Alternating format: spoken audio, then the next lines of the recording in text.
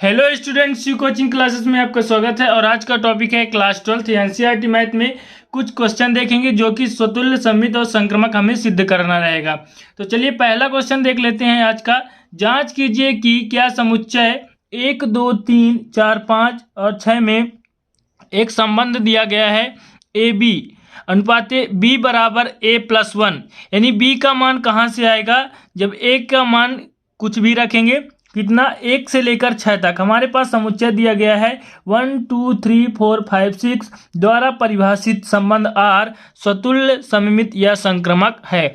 तो हमको बताना है कि जो हमारे पास एक संबंध दिया गया है b बराबर a+1 द्वारा एक समुच्चय दिया गया है 1, 2, 3, 4, 5, 6 में बताना है आपको कि स्वतुल्य सममित या संक्रमक है कि नहीं। तो सबसे पहले क्या करेंगे, हल लिखेंगे और जो दिया है तो सेम टू सेम क्या कर देंगे, उतार देंगे। तो लिखेंगे दिया गया है, जो दिया गया है उसे लिख दीजिए। सबसे पहले तो दिया गया है संबंध आर बराबर दिया इक्वल में ए बी दिया गया है और इसका जो संबंध है दिया गया है b बराबर a+1। इतना आपको क्वेश्चन में दिया गया है। इसके बाद समुच्चय ए बराबर दिया गया है 1, 2, 3, 4, 5, 6, ये इतना दिया गया है। इसका मतलब ये हुआ जो हमारे पास संबंध दिया है आर बराबर ए बी और अनुपात में दिया गया है इस प्रकार b बराबर a+1। इसका मतलब ये हुआ कि यदि हम a के मान में जो भी रखते जाएंगे, जो हमारे पास दिया गया है 1, 2, 3, 4, 5 और 6, इसको एक रिलेशन बनाएंगे। जैसे कि हम यहाँ पे मान लेते हैं r बरोबर, जो r मतलब होता है यहाँ पे संबंध, कि यदि हमारे पास एक रिलेशन दिया गया है b बराबर a+1। देखिए यदि हम a के जगह में यदि 1 रख देते हैं, यहाँ से उठा के 1 रख देते हैं और 1 पहले से था तो b की वैल्यू कितना आता है 2। यानी a के जगह में 1 रख दिए तो b के जगह में कितना आ गया, 2 आ गया। यानी a और b है, ये हमारा दिया गया है कि a और b अवयव हैं। तो a के जगह में क्या रख दिए, 1 रख दिए तो b का हमारा मान कितना आ गया, 2। तो इस प्रकार a और b लिखेंगे, a और b। तो मतलब a का मान कितना 1 रखे तो b का मान आ गया 2। तो हम यहाँ पे लिखेंगे हमारा अवयव आ गया 1 और 2 अवयव आ गया। अब देखिए 2 रखते हैं, 2 रखेंगे तो कितना आ जाएगा, b के जगह में क्या आ जाएगा, यदि 1 की जगह में 2 रखते हैं प्लस 1 पहले से था तो 2 और 1 3 आ जाता है। यदि b के जगह में हम a की जगह में 2 रखते हैं तो b का मान कितना आ जाता है, 3 आ जाता है। यानी a और b में क्या आ जाएगा, 2 और 3। तो आगे लिखेंगे 2 और 3 जो हमारे पास संबंध दिया गया है। अब 3 रखेंगे तो क्या आ जाएगा, 3 रखेंगे तो 4 आ जाएगा और 4 रखेंगे तो 5 आ जाएगा। 5 रखेंगे तो क्या आएगा, 5 रखेंगे तो 6 आएगा। इसके बाद 5 तक। तो इस प्रकार हमारा संबंध निकल कर आ जाएगा। तो ये संबंध कहाँ से आया है, जो हमारे पास दिया गया है संबंध a अनुपात a और b अनुपात में दिया गया है, जहां b बराबर a+1। यदि a का मान रखने पर 1 रखते हैं तो b का मान 2 आ जाता है, क्योंकि a+1 है यहाँ पे। b बराबर a+1, यदि 1 रखेंगे तो 2 आएगा, 2 रखेंगे तो 3 आएगा और 3 रखेंगे तो 4। तो यहाँ a का मान क्या रख दिए, ये a और b है तो a का मान 1 रख दिए तो b का मान कितना आ गया, 2 आ गया। और 2 रख दिए तो 3 आया, 3 रखे तो 4, 4 रखे तो 5 और 5 रखे तो 6। इतना हमारा संबंध आ गया। अब देखिए जो 6 है वो समुच्चय ए में है, जो 6 है समुच्चय ए में है, किंतु यदि हम 6 रखेंगे तो कितना आएगा, यदि हम 6 रखते हैं तो 7 आएगा। क्यों? क्योंकि b बराबर है, क्या है, b बराबर a+1 है।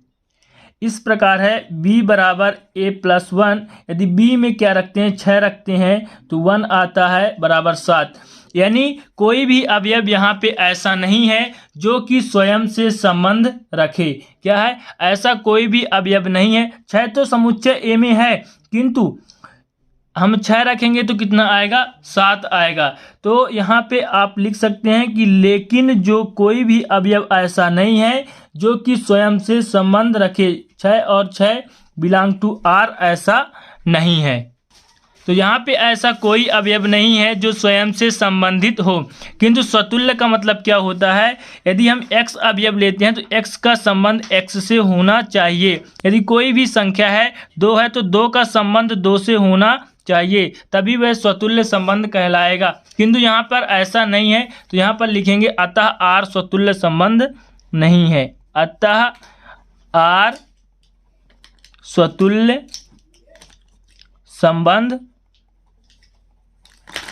नहीं है। अब देखेंगे सममित के लिए, इसमें 3 पूछा है कि स्वतुल्य, सममित, संक्रामक, तो स्वतुल्य नहीं है, ये क्लियर हो गया। अब देखेंगे आगे सममित। अब देखिए सममित के लिए सममित संबंध क्या होता है, यदि 2 अवयव हमारे पास हैं x और y, तो x का संबंध y से होना चाहिए और y का संबंध किससे होना चाहिए, x से होना चाहिए, तभी तो वे सममित संबंध कहलाएंगे, अन्यथा सममित संबंध नहीं कहलाएंगे। कोई भी अवयव है, यदि हमारे पास मान लीजिए कोई भी अंक ही ले लीजिए कि 2 अंक है 1 और 2, तो 1 का संबंध यदि 2 से है तो 2 का संबंध भी 1 से होना चाहिए, तभी वे सममित संबंध कहलाएंगे। यानी पहले का संबंध दूसरे अवयव से होना चाहिए और दूसरे अवयव का संबंध पहले अवयव से होना चाहिए। अब यहाँ देखिए कि सममित संबंध है या नहीं, तो देखिए 1 का संबंध 2 से है, 1 का संबंध 2 से है, हमने संबंध बनाया है जो हमारे पास क्वेश्चन दिया गया था कि b बराबर a+1, तो इसमें देखिए कि 1 का संबंध 2 से है, तो यहाँ पे लिखेंगे सममित संबंध के लिए, यहाँ पे आप लिख सकते हैं सममित संबंध के लिए, तो 1 का संबंध 2 से है, यानी 1 और 2 r संबंध द्वारा जुड़े हुए हैं, r द्वारा संबंधित है। लेकिन यहाँ पे क्या है, जो 2 का संबंध 1 से यहाँ पे नहीं है, क्या है, नहीं है, तो ये सममित नहीं होंगे। क्यों नहीं होंगे, क्योंकि 1 का संबंध 2 से है और 2 का संबंध 1 से नहीं है। आप यहाँ इस प्रकार भी लिख सकते हैं कि अर्थात 1 रिलेटिव 2 इक्वल 2 रिलेटिव 1 नॉट। क्यों, क्योंकि ये एक दूसरे से संबंध नहीं, 1 का संबंध 2 से है और 2 का संबंध 1 से नहीं है, आप यहाँ देख सकते हैं। अतः r क्या है, सममित संबंध नहीं है, अतः r सममित संबंध नहीं है। अब देखेंगे संक्रामक के लिए।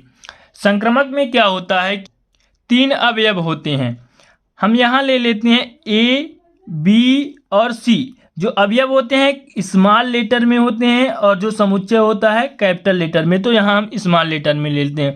a, b और c ले लिए, तो यदि a का संबंध क्या है, b से है और b का संबंध किससे है, c से है, तब a का संबंध c से होना चाहिए। इसका मतलब ये हुआ कि यदि पहले अवयव का संबंध दूसरे अवयव से है और दूसरे अवयव का संबंध तीसरे अवयव से है, तब क्या होना चाहिए कि पहले अवयव का संबंध तीसरे अवयव से होना चाहिए, तभी तो ये सममित संबंध कहलाएंगे। तो सममित संबंध के लिए लिखेंगे कि आप यहाँ देख सकते हैं कि 1 का संबंध 2 से है। मान लीजिए हम यहाँ पे 3 अवयव ले लेते हैं, 1, 2 और 3, तो 1 का संबंध 2 से है, 2 का संबंध 3 से है, तब 1 का संबंध 3 से यहाँ पे नहीं है, तो क्या होगा, सममित संबंध नहीं होगा। तो यहाँ पे आप लिखेंगे, क्या लिखेंगे, 1 का संबंध 2 से है, r संबंध द्वारा रिलेटिव है, यानी संबंधित है, तथा यहाँ पे 2 का संबंध भी 3 से है, यहाँ पे आप देख सकते हैं। किंतु लेकिन क्या है, यहाँ पे 1 का संबंध 3 से नहीं है, r संबंध द्वारा ये नहीं जुड़ा है। अर्थात इस प्रकार आप लिख सकते हैं, क्या लिख सकते हैं कि 1 का संबंध 2 से है तथा 2 का संबंध 3 से है, तब क्या है, 1 का संबंध 3 से नहीं है, इसलिए ये क्या है, अतः संक्रामक संबंध नहीं होगा, अतः संक्रामक संबंध नहीं है। यानी अतः यहाँ पे लिख देंगे r संक्रामक संबंध नहीं है। इस प्रकार ये पहला क्वेश्चन था। अब देखते हैं दूसरा क्वेश्चन। दूसरा क्वेश्चन है, सिद्ध कीजिए कि वास्तविक संख्याओं के समुच्चय R में R एक संबंध है, जैसे पहले दिया गया था B बराबर A+1। ठीक उसी प्रकार एक दूसरा दिया गया है कि A और B दो अवयव हैं जो जुड़ा है। A जो है बड़ा है B स्क्वायर से और बराबर है, क्या है, A जो है, इसका मतलब ये हुआ कि ये B स्क्वायर जो है बड़ा है A से और बराबर भी है, यानी बराबर और उससे बड़ा हो सकता है। द्वारा परिभाषित संबंध R ना तो स्वतुल्य है, ना तो सममित है और ना संक्रामक है। इसमें आपको ये करके बताना है, सिद्ध करके, कि ना तो यह स्वतुल्य है और ना ही सममित है और ना ही संक्रामक है। तो चलिए इसे सॉल्व करते हैं। क्वेश्चन नंबर 2 को सबसे पहले लिखेंगे हल। तो यहाँ पे वास्तविक संख्याओं का समुच्चय बोला है, तो माना मान लेते हैं कि माना यहाँ पे लिख देंगे, माना ए जो है क्या है, ए बराबर वास्तविक संख्याओं का समुच्चय मान लेते हैं, वास्तविक संख्याओं का समुच्चय। और वास्तविक संख्या को किससे बोलते हैं, वास्तविक संख्या को रियल नंबर से दर्शाते हैं, या रियल नंबर उसका अंग्रेजी वर्ड होता है, तो इसे R से भी मान लेते हैं कि R जो है वास्तविक संख्याओं का समुच्चय R A से प्रदर्शित किया गया है। ठीक है, तो यहाँ पे आप कंफ्यूज मत होइएगा, R मतलब यहाँ रियल नंबर, इसीलिए मैं हिंदी से लिख दिया हूँ। अब देखते हैं, R एक संबंध है जो हमारे पास क्वेश्चन में दिया गया है कि A और B दो अवयव हैं, जो किस संबंध द्वारा जुड़ा हुआ है कि B स्क्वायर के बराबर या B स्क्वायर से बड़ा है। इस प्रकार अब आपको बताना है, इस संबंध के द्वारा दो अवयव अपने से लेना है जो कि A से बड़ा B स्क्वायर और बराबर होगा, इस संबंध के द्वारा कि ना तो स्वतुल्य है और ना तो सममित है और ना ही संक्रामक है। तो सबसे पहले स्वतुल्य के लिए सिद्ध करते हैं। स्वतुल्य के लिए यहाँ पे आप देखेंगे कि मान लीजिए कोई भी अवयव यहाँ पे ले लेंगे, तो डियर स्टूडेंट स्वतुल्य कब होता है, जबकि कोई भी अवयव मान लीजिए x ले लेते हैं, x यदि x द्वारा संबंधित है, कोई भी अवयव यदि स्वयं से संबंधित है तो वह स्वतुल्य संबंध कहलाएगा। किंतु यहाँ पे हमारा एक संबंध दिया है a जो b स्क्वायर से बड़ा है या बराबर है, तो इस प्रकार दिया गया है। तो मान लीजिए हम कोई भी संख्या ले लेते हैं, वास्तविक संख्या का मतलब ये है कोई भी संख्या आप ले सकते हैं। तो कोई भी संख्या मान लीजिए हम यहाँ पे ले लेते हैं कि a बराबर ले लेते हैं, a बराबर जब हम क्या लेंगे 1/2, तो b स्क्वायर का मान क्या होगा, बराबर का मतलब कि इसमें मान रख सकते हैं। तो देखिए डियर स्टूडेंट, 1/2 का मान यदि आप यहाँ रखते हैं तो यहाँ 1/2 का मान रखेंगे, स्क्वायर कर देंगे डियर स्टूडेंट। यदि आप इसको स्क्वायर कर देते हैं तो इसको सॉल्व करिए कि ये बराबर आता है या नहीं, तो 1/2, फिर इसको सॉल्व करते हैं तो 1 1 कम 1/4, यानी क्या हो जाएगा कि जो 1/2 ही 1/2 क्यों लिए हैं, क्योंकि यदि a का मान भी 1/2 रहेगा और b का मान भी क्या रहेगा 1/2।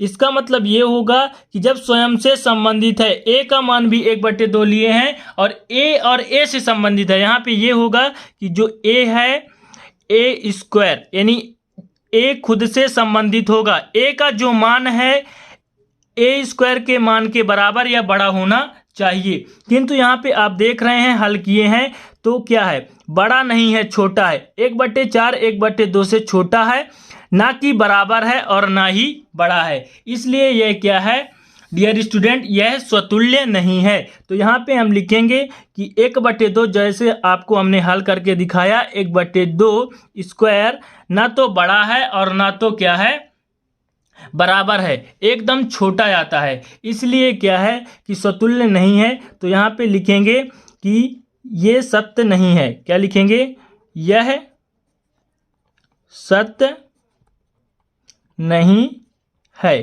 क्योंकि 1/2 1/2 ही लेंगे, क्योंकि स्वयं से संबंधित होना चाहिए। तो डियर स्टूडेंट यहाँ पे 1/2 और 1/2 लिए हैं जो कि R संबंध द्वारा संबंधित नहीं है, अतः R स्वतुल्य संबंध नहीं है। लिखेंगे अतः R स्वतुल्य संबंध नहीं है। अब देखते हैं सममित के लिए।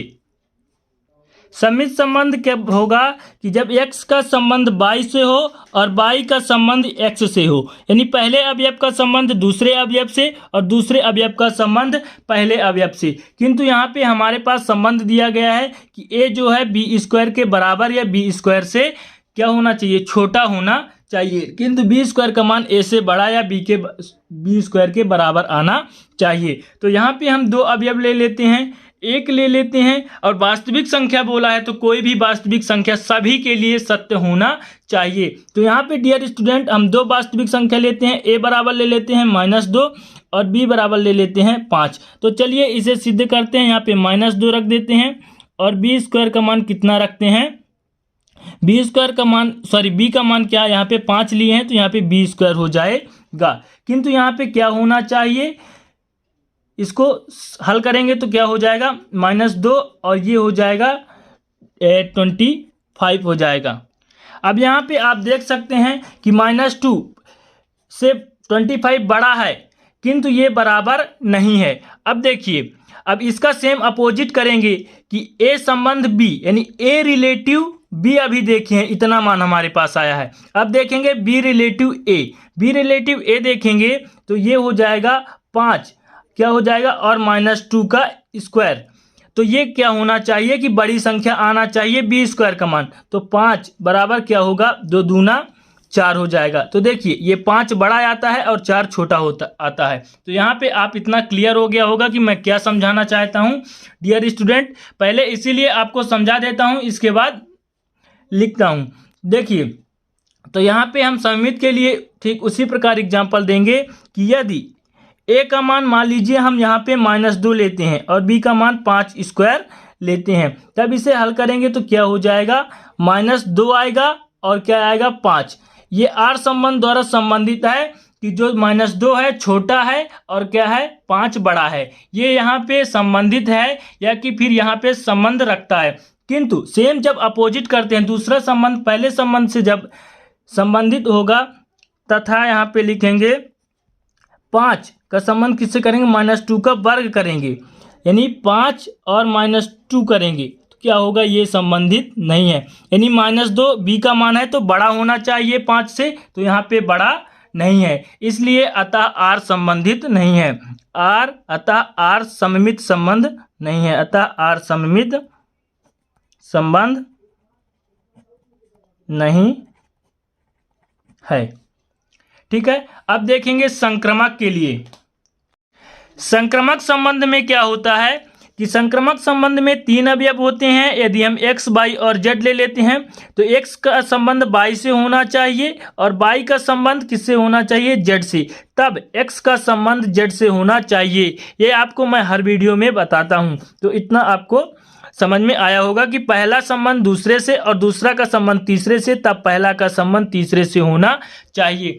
तो डियर स्टूडेंट यहाँ पे हम 3 संख्या ले लेते हैं a, b और c का मान, जो हमारा संबंध दिया गया है a स्क्वायर, क्या दिया गया है a और b स्क्वायर, क्या है b स्क्वायर बड़ा होना चाहिए a से और बराबर होना चाहिए। तो यहाँ पे हम 3 ले लेते हैं। तो चलिए इसे सॉल्व करके आपको दिखाते हैं। तो मान लीजिए हम कोई अवयव ले लेते हैं, 2 और 3 सबसे पहले ले लेते हैं, 2 और -3। तो यदि इस संबंध द्वारा जुड़ा है कि अगर इसका वर्ग करेंगे, ये a का मान हो गया और एक b का मान हो गया। देखिए a का मान क्या हो गया 2 और b का मान हो गया -3। इसे हल करेंगे तो ये हो जाएगा 2 और -3 जो है r द्वारा संबंधित है। मतलब कि इसका जो संबंध है dear student a b square होना चाहिए, यानी a का जो मान है b का मान बड़ा होना चाहिए a के मान से। तो यहाँ पे बड़ा है, क्या है, b का मान बड़ा है। अब देखिए कैसे बड़ा है, यदि -3 का वर्ग करेंगे तो 3 त्रिकाय 9 हो जाएगा, यानी 2 बड़ा है किससे, 9 से, 2 छोटा है 9 बड़ा है, यानी 9 बड़ा होना चाहिए b का मान, तो ये बड़ा है। तो यहाँ पे संबंध द्वारा दर्शाता है कि यहाँ पे जो हमारा संबंध दिया गया है यहाँ पे संबंध रखता है। लेकिन और आगे देखिए, यदि तीसरा अवयव ले लेते हैं तथा a का मान क्या ले लेते हैं, a का मान यहाँ पे 2 लिए हैं और b का मान -3, a और b का मान ले लिए। अब देखिए b और c लेंगे, b का मान -3 ऑलरेडी पहले से लिए हैं और c का मान आप ले लीजिए यहाँ पे क्या ले लेते हैं, 1 ले लेते हैं। सी का मान 1 ले लेते हैं, तब क्या होगा, बी बराबर क्या होगा, बी बड़ा होगा सी, बी छोटा होगा, सी स्क्वायर बड़ा होना चाहिए। तब हम इस प्रकार रखेंगे कि -3 है इधर और उधर 1 का वर्ग करेंगे तो -3 बड़ा होगा, -3 छोटा होगा और 1 क्या होगा, बड़ा होगा। यहाँ पे आप देख सकते हैं। तो ये भी क्या है, संबंध रखता है -3 और 1, क्या हो जाएगा, -3 इस प्रकार हो जाएगा 1 का वर्ग, तो -3 और 1 बिलोंग टू R, इतना संबंध रखता है। हमने आपको इतना समझा दिया। देखिए अब 3 अवयव हो गए कि कौन कौन से, 2 हो गया, -3 हो गया और 1 हो गया। इसका संबंध इससे है और इसका भी संबंध इससे यहाँ पे प्रदर्शित करता है, किंतु अब देखना है कि इसका संबंध इससे है या नहीं। सी का संबंध तो देखिए नहीं है, क्योंकि इस प्रकार करेंगे तो इसका वर्ग करेंगे डियर स्टूडेंट तो 2 हो जाएगा, 2 बड़ा नहीं है 1 के, तो क्या है, 2 1 के बड़ा है, सॉरी यहाँ पे 1 छोटा है और 2 बड़ा है, क्या है, तो 2 छोटा होना चाहिए और 1 बड़ा होना चाहिए यहाँ पे इस नियम के तहत, किंतु ऐसा नहीं है। इसलिए यहाँ पे हम लिखेंगे, क्या लिखेंगे कि पहला अवयव क्या था, 2 और तीसरा अवयव 1 स्क्वायर, तो यहाँ पे देख सकते हैं 2 1 रिलेटिव नहीं है R द्वारा, तो क्या हो जाएगा, अतः क्या है, अतः लिखेंगे 2 और -3 जो है रिलेटिव रखता है, और क्या रखता है, तो -3 और 1 रिलेटिव रखता है। लेकिन क्या होता है डियर स्टूडेंट, जब हमारा संक्रमक संबंध निकालने के लिए आता है लास्ट में, तो 2 और 1 इस प्रकार संबंध नहीं रखता, अतः R संक्रमक संबंध नहीं है, अतः R संक्रमक संबंध नहीं है, संबंध नहीं है। अब देख लेते हैं अगला क्वेश्चन। अगला क्वेश्चन है, माना कि यल एक समतल में सभी रेखाओं का समुच्चय है। क्या है, यल मान लेते हैं किसी समतल में सभी रेखाओं का समुच्चय माना है, और माना है कि यल पर एक संबंध R है जो क्या है, यल पर एक संबंध R के समांतर है, ठीक है, से परिभाषित है। दर्शाइए कि यह एक तुल्यता संबंध है। तो इसका जो संबंध है डियर स्टूडेंट, समांतर का संबंध दिया गया है, संबंध जो है समांतर का है और दर्शाना है एक समतल पर सभी रेखाओं का समुच्चय यल है। तो सबसे पहले लिखेंगे आप हल, बहुत ही सरल क्वेश्चन है, तो देखिए इसको हल करते हैं। सबसे पहले लिखेंगे, माना यल समतल पर सभी रेखाओं का समुच्चय है। माना क्वेश्चन में ही दिया गया है, यल एक समतल पर सभी रेखाओं का समुच्चय है, रेखाओं का समुच्चय है।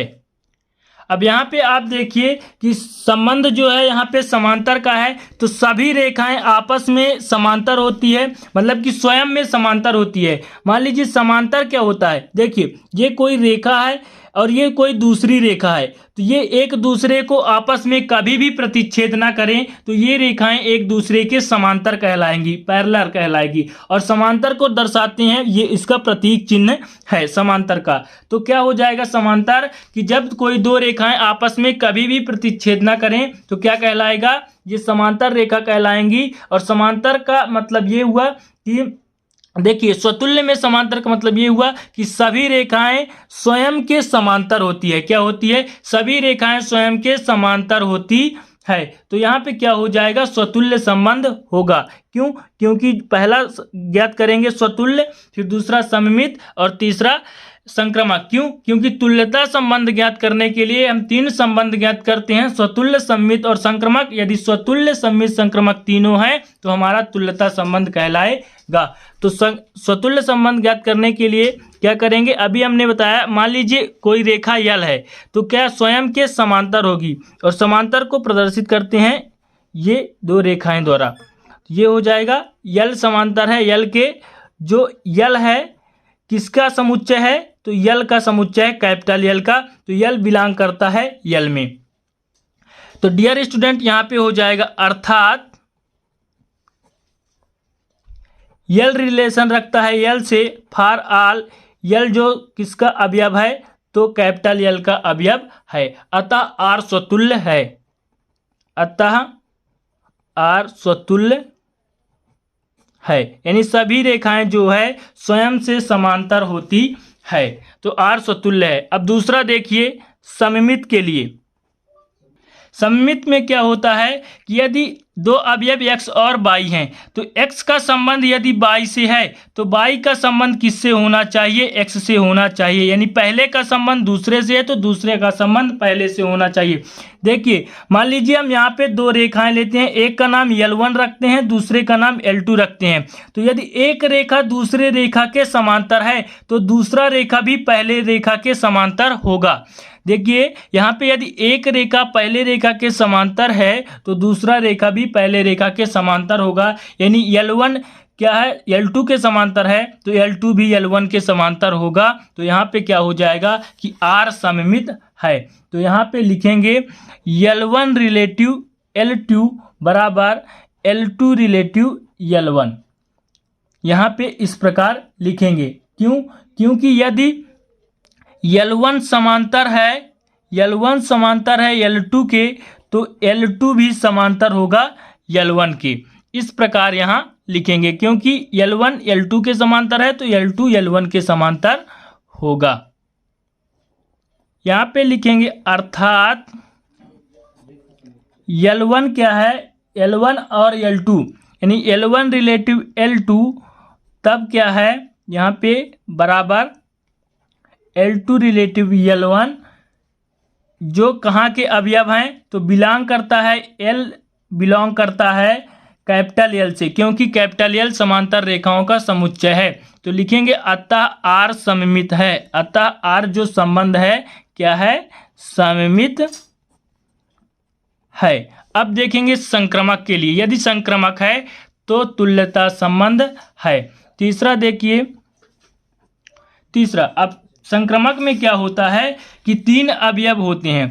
तीन अवयव में क्या होता है कि यदि ए बी सी या एक्स वाई जेड कोई तीन अवयव ले लेते हैं, यदि ए का संबंध बी से है और बी का संबंध सी से है, तब क्या होगा कि ए का संबंध सी से होना चाहिए, यानी ए का संबंध सी से होना चाहिए, पहला अवयव का संबंध तीसरे अवयव से होना चाहिए, तभी संक्रमक संबंध कहलाएगा। तो मान लीजिए यहाँ पे तीन रेखा ले लेते हैं, एक का नाम L1, दूसरे का नाम L2 और तीसरे का नाम L3 रखते हैं। तो देखिए यदि L1 L2 के समांतर है और L2 किसके समांतर है, L3 के, यानी पहला रेखा दूसरा रेखा के समांतर है और दूसरा रेखा तीसरा रेखा के समांतर है, तब क्या होगा कि पहला रेखा भी तीसरे रेखा के समांतर होगा। आप देख सकते हैं कि यदि L1 L2 के समांतर है और L2 L3 के समांतर है, तब L1 भी L3 के क्या होगा, समांतर होगा, यानी R संक्रमक भी है। तो यहाँ पे आपको लिखना है, क्या लिखना है कि L1 रिलेटिव है किससे, L2 से, तब क्या है, और L2 रिलेटिव है किससे, L3 से, तब क्या होगा कि L1 भी रिलेटिव होगा L3 से। और जो L अवयव है बिलोंग करता है कैपिटल L में, क्योंकि कैपिटल L समांतर रेखाओं का समुच्चय है। देखिए L1 का संबंध किससे है, L2 से है, और L2 का संबंध किससे है, L3 का। मतलब कि जो L1 समांतर है L2 के तथा L2 समांतर है किसके, L3 के, तब जो L1 समांतर होगा L3 के। तो हमारा क्या हो जाएगा, अतः संक्रमक संबंध है। यहाँ पे लिखेंगे अर्थात L1 संबंधित है L2 से, L2 संबंधित है L3 से, तब क्या होगा, L1 भी संबंधित होगा L3 के साथ। जो बिलोंग करेगा L1 L2 L3, L1 L2 L3 कहाँ का अवयव है, तो समुच्चय L का अवयव है। अतः R संक्रमक संबंध है, अतः R संक्रमक संबंध है। जब तीनों संबंध है स्वतुल्य सममित संक्रमक, तो तुल्यता संबंध होगा। तो लिखेंगे अतः दिया गया संबंध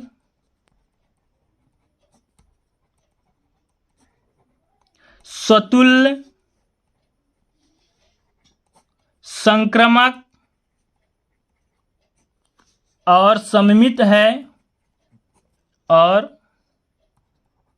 सममित है, इसलिए यह तुल्यता संबंध होगा। तुल्यता संबंध होगा। इस प्रकार डियर स्टूडेंट, इस वीडियो के माध्यम से 3 क्वेश्चन देखे हैं। आशा करता हूं कि आपको अच्छा लगा होगा। यदि अच्छा लगे तो प्लीज़ एक लाइक कर दीजिएगा, दोस्तों के साथ शेयर कर दीजिएगा। नया है तो चैनल को सब्सक्राइब कर बेल आइकन प्रेस कर लीजिएगा। मिलते हैं अगले वीडियो में, तब तक के लिए जय हिंद, वंदे मातरम।